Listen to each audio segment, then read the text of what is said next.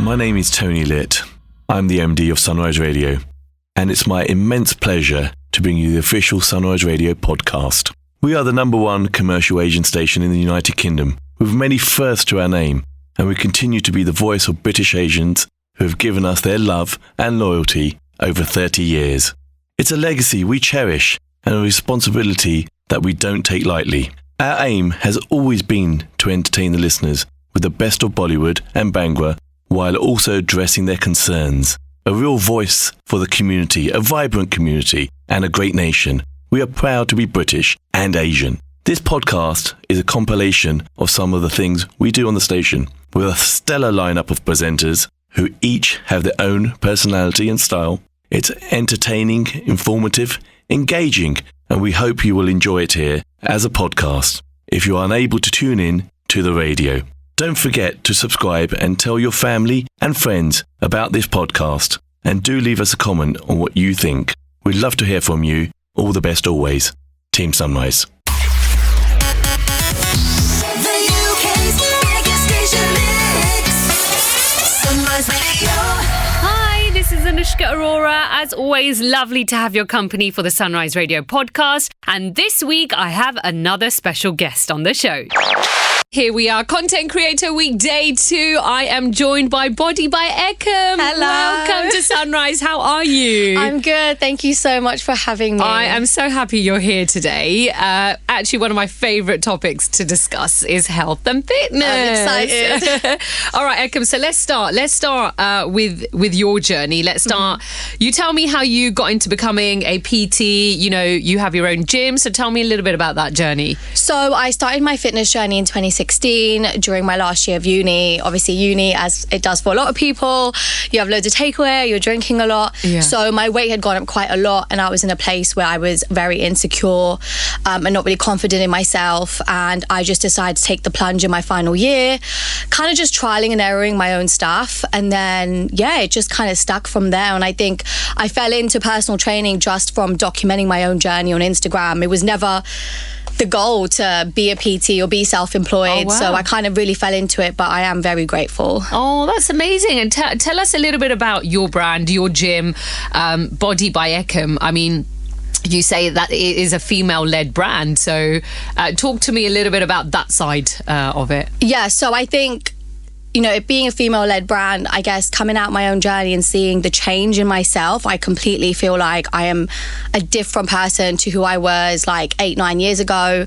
And I'm probably the last person anyone thought would become a PT. Like, it was not expected. And I think seeing that change, even just me becoming an extrovert, being more social, being able to talk and be in uncomfortable situations and stuff, seeing that change in myself, I just thought, wow, like I want to do that with other women. Yeah. And I've seen that. I've seen women join my team, and I've seen them literally transform their lives in front of me, and I just can't believe it. And I think we just want to help as many women as we can. And I think especially within like the South Asian culture, there are a lot of women who are not happy or confident or insecure. And I'm kind of there to be like, well, that can change. Yeah. It takes a lot, but it can change. Yes, absolutely. Now, there is this notion of, there's a view of women training and weights, okay? Now, I used to be one of those before I started my fitness journey.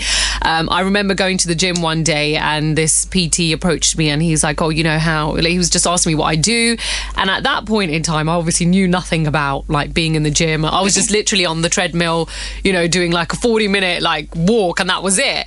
And then he was like, why don't you have a taster session with me? And the first thing that came out of my mouth was, oh, I don't want to train weights because I don't want to be too bulky. So that, I think that, you know, some people do have that perception, but talk us through how important weight training is, especially for women. So I think, and a lot of women can agree with this, when you want to go to a PT or you want to start your journey, it's always, I want to tone up. Yeah. I don't want to lose weight, but I want to tone up. Yeah. And basically toning up comes from weight training. And it's very simple when you look at the structure of it's calories in versus calories out. So as long as you are burning more calories than you are consuming, you will lose body fat, you will lose weight. If you start consuming more calories than you are burning, that is when the bulky idea comes. So you are not going to get bulky, you are not going to get muscly unless you are eating too much, but the whole point is not to. Yeah. So once you kind of explain that to people, they start to understand. And I think weight training is so important because for the women who want to tone up and shape up, and I know there's a lot of women out there who want the hourglass figure and all that kind of stuff, like that comes from creating a shape. And I come from a background of bodybuilding, and that is literally changing the shape of your body through weight training. I've seen women who have had issues like sciatica and stuff, you know, get in a position where they don't really have any pain anymore. I've seen clients who have knee pain where that's actually stopped because of weight training. It's so important, not just in terms of shaping your body and aesthetics, but also just your health and your wellness. We have like grandmothers on the team, you know, and it's amazing because they come for PT every week and they're lifting and they're hip thrusting, and you know, like health is wealth, you know, it's so important, and weight training plays such a massive role in that. Yeah. Oh, that is so inspirational. That is really inspirational. Like, I want to be like, when I'm going to be 70, 75, 80, I still want to be training at the gym. 100%. 100%. It's so good. And you do, like, honestly, my own transformation, I tell you, I look younger. Yeah. You know, I look older 7-8 years ago. I've actually aged backwards. Like, when I show people, they can't believe it. And I think that's what it can do. I saw that picture that you posted on Instagram. My God, my God. In all honesty, that did not look like you. It didn't. It really didn't. I think sometimes it's a bit of imposter syndrome because you can't actually believe. Yeah. You know, and I'm so used to it now that I don't see what you guys see anymore. Yeah. So, you know, when people are like, I don't believe that's you, I'm like, yeah, that was me, but that wasn't me, because that's a whole different Ekam. Like, I can't even, I'm a whole different person now. And it's amazing. And to see that, and for, you know, for people to see my transformation, I'm thinking, well, that could be you. Yeah. You know? Yeah. So, Ekam, I think also, you know, weight gain, weight loss, body shaming, I mean, it's a bit of a tricky one because, you know, some people, you just end up generally having a conversation about like weight.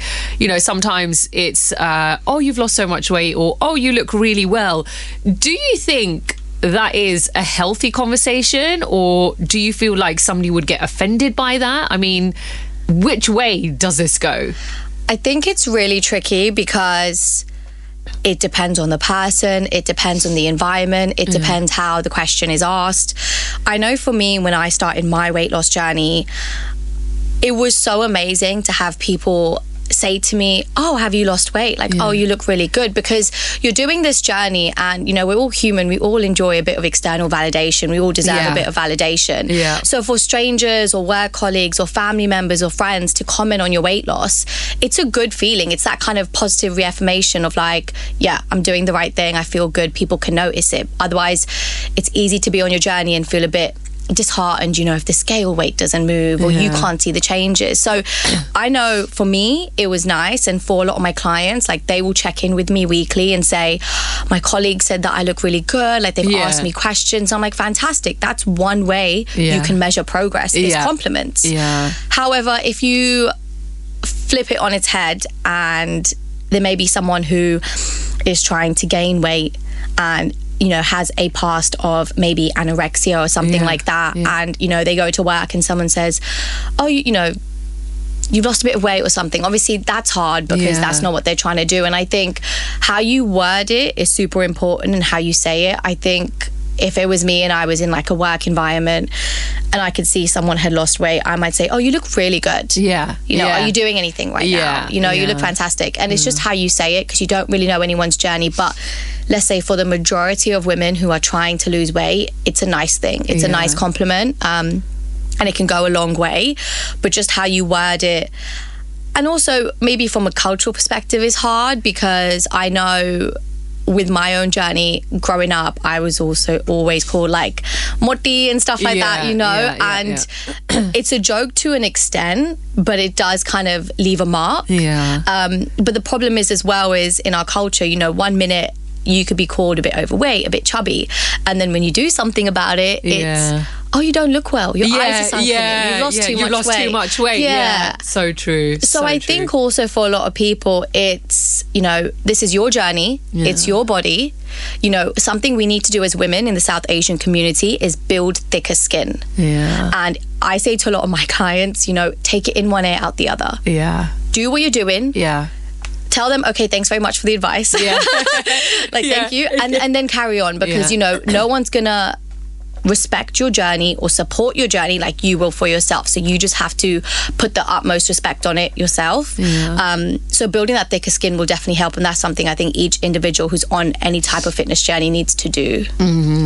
Now, let's also talk about food. Like, you know, working out is great. You know, you're spending that 1 hour in the gym, really going for it, or whatever, you know, whatever exercise you are doing. But the rest of those 23 hours, what is going on your plate is probably more important than what you are doing for that 1 hour in the gym.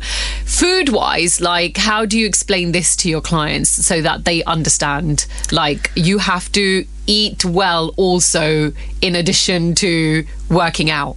Yeah, so I'm a big foodie. Yeah. I love food. Yeah. And, you know, we have a lot of women who come on the team who come from a past of binge eating, Yeah. comfort eating. I've been there myself, Yeah. so I understand.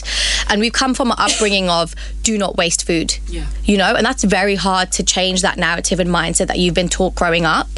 And, you know, nutrition is 80% of your journey. You can't outrun a bad diet. Yeah. So, but all in moderation, right? Yeah. So I very much have to, as much as I'm a PT and an online coach, I feel like I'm a bit of a mindset coach, because I really have to change my clients' thought process on how they look at food, and even my own, coming from a bodybuilding background. Like, we all love food, but you have to remember, you know, your favorite food isn't running away. Yeah. There's going to be Is there? samosa forever. Yeah. You know, like, it's not one day like no one's going to ever make samosas again.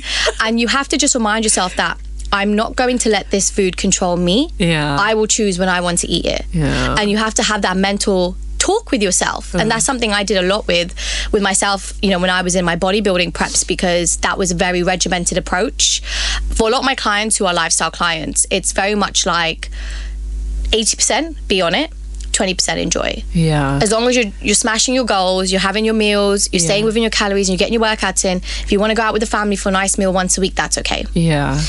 But it's very much, you know, I don't want to sell my clients a dream either. So I do make it very clear to them that, you know, the more you go off plan, the slower the results. Yeah. So you have to ask yourself what's more important. This is a short-term sacrifice. But I think if you can learn how to portion control, if you can understand how to have a mix of protein, fats and carbs, and you start being more mindful with your food choices, you'll find that balance of feeling like you can enjoy your favorite foods, but it's not coming from a bad or negative place or binge eating kind of place. So, you know, yes, you can train and you can go to the gym 5-6 times, but you need to work on that relationship with food. And unfortunately for a lot of women, we don't have the best relationship with food. Yeah. So before you can even worry about weight loss or weight gain, you need to make sure you're in a good position with your food relationship. Yeah, I think it's also like really small changes as well. Like, for me personally, one example would probably be like, instead of having, when I'm craving something sweet, I won't run to like having milk chocolate anymore. It's always dark chocolate, you know? So like small things like that, or like having a date instead, or because that's more natural sugars and all of that. So I think small steps like really help. And like you said earlier, it really is all about the mindset, isn't it? It is just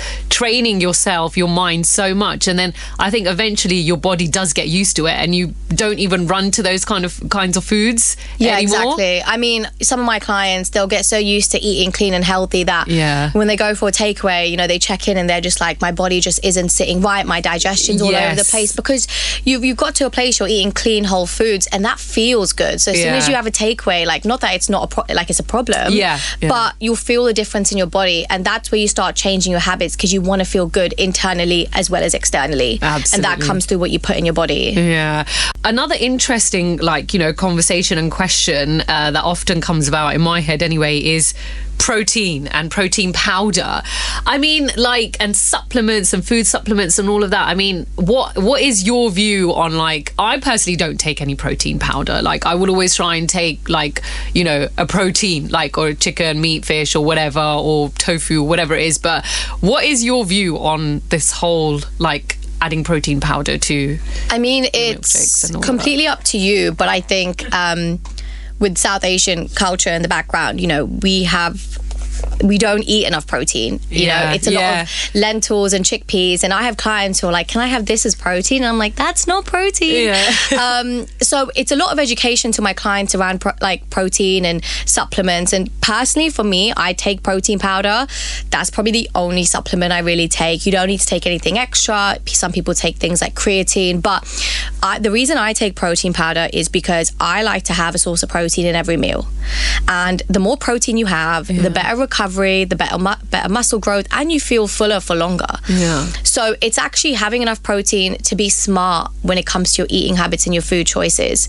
So if I'm having, for example, chicken for lunch, you know, maybe prawns for dinner, like I just want to have something like maybe some nice protein whey in my oats in the morning, or maybe a shake after I finish the gym. And it's not a necessity, but I know for myself, I don't want to eat that much meat throughout the day. So it's a good way to change it up. And, you know, you can have things like Greek yogurt, cottage cheese.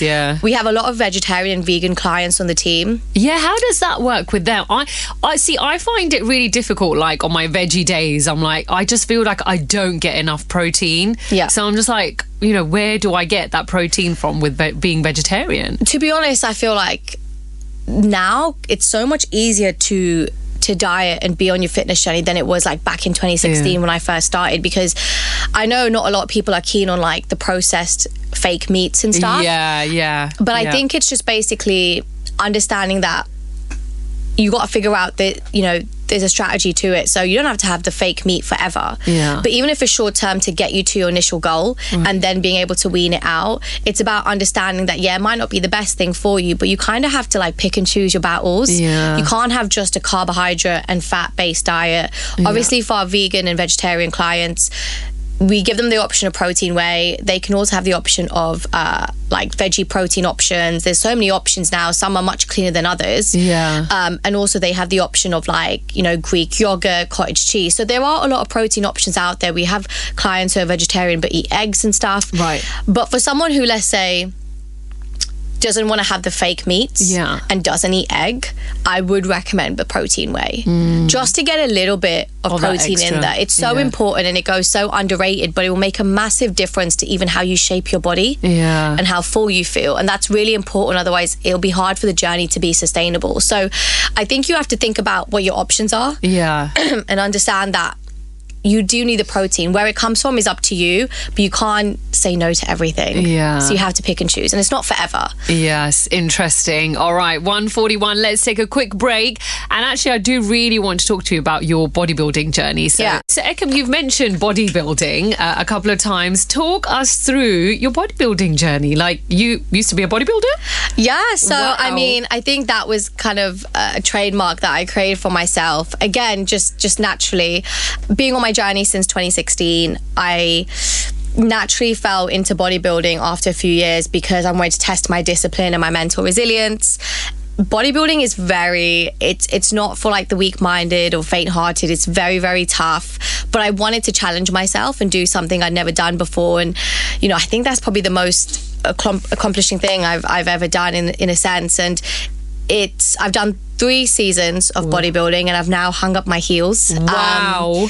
And, you know, I started my first show in 2020 just after lockdown. Oh my God. And it honestly taught me a lot. Like the discipline and mental resilience that I've built from doing bodybuilding shows and preps has allowed me to excel in my career, has allowed me to improve myself as a person. So it's good because, again, the discipline that my clients learn on their journeys, which is a much more different approach, they can still take into other aspects of their lives. So bodybuilding was a really important thing to get me to where I am. It kind of got me to my ideal physique goal. It made me test my, you know, mental resilience and really put me through it, you know. And I love it. And I think I got to a point where I'd done 3 seasons and I realized, you know, I've done everything I want.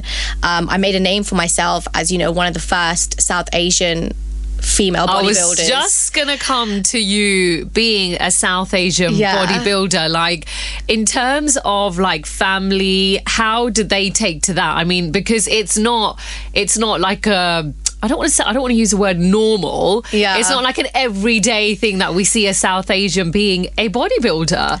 Yeah, I'm really grateful because I feel like I opened that door a little bit more, because from when I first competed in 2020, there were probably no people of color backstage, and now I'm seeing more and more Asian women stepping into bodybuilding, which I absolutely love. And I've built a community myself of other girls who are prepping, who are also from that background, which is amazing. And my family, like, I am so grateful for them because they have let me grow up and kind of given me the control to kind of do what I need to do in my life and figure out who I am. Yeah. And, you know, they've been to my shows and they've supported me. It's come along with uncomfortable conversations as well, having to explain to them being on stage in a bikini and heels. But I think if you look at it from the aspect of it is a sport and it's a physique sport. But I'm very grateful because I do know I have friends whose parents have not been so supportive with it, and it's not easy. But yeah, my family have been there and supported me. I think they're at a point now where they're like very glad that I finished it, and I don't blame them. It's very restrictive, and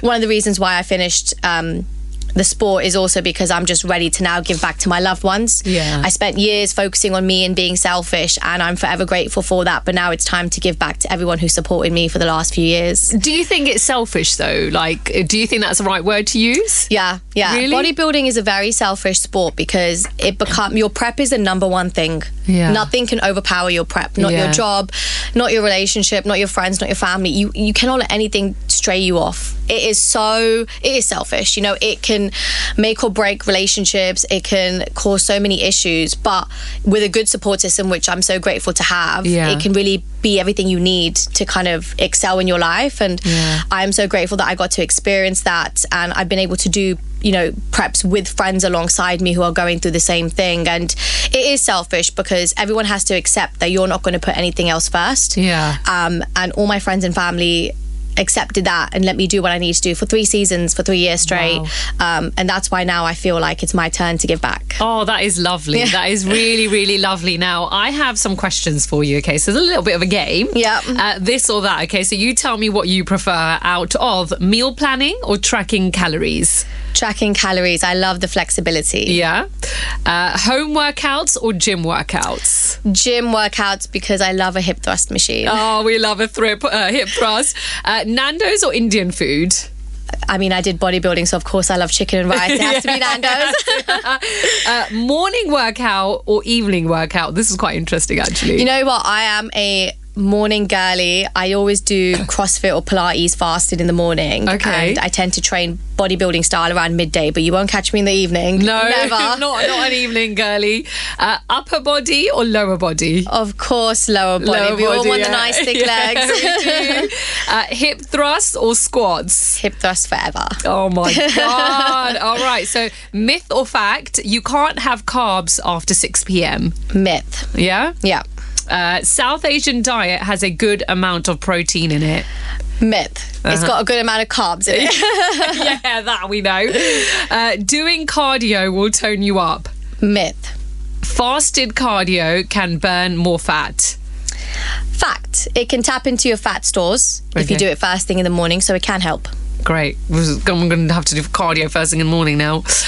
When you stop strength training, muscle turns into fat. That is a myth because they are two different tissues. They cannot transform into each other. All right. You're not supposed to feel sore and have DOMs after every workout. Fact. Just because you're sore doesn't mean it's good. If you're getting sore, that means your recovery probably isn't the best. Oh my God. Yeah. What do you want me to do then? I know. God, listen, tell me. The first couple of times it's okay, but what you want to do is feel like you can bounce back into your sessions without feeling like you're too sore to push. Right. I think we all kind of think, oh, if I'm sore, I've worked out, but actually it just means your recovery is slower. Great. So it means your next session is going to be harder. Great. I really get DOMs. Like, it is so funny because the next day I'm like, oh, I'm all right. I'm okay. And then the day after I'm like, oh my God. I mean, it's a good feeling. It's a good pain, isn't it? So it's easy to think that, but as long as you're not having it too regularly. Yeah. Okay. All right, miss. We understand. Ekam, listen, thank you so much for coming in today. It has been so lovely talking to you. I honestly feel like that really wasn't enough time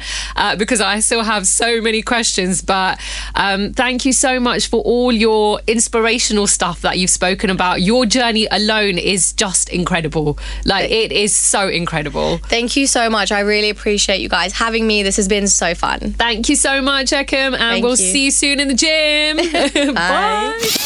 Listen to our Bollywood queen, Anushka Arora, from 12 noon to 4 p.m. weekdays on Sunrise.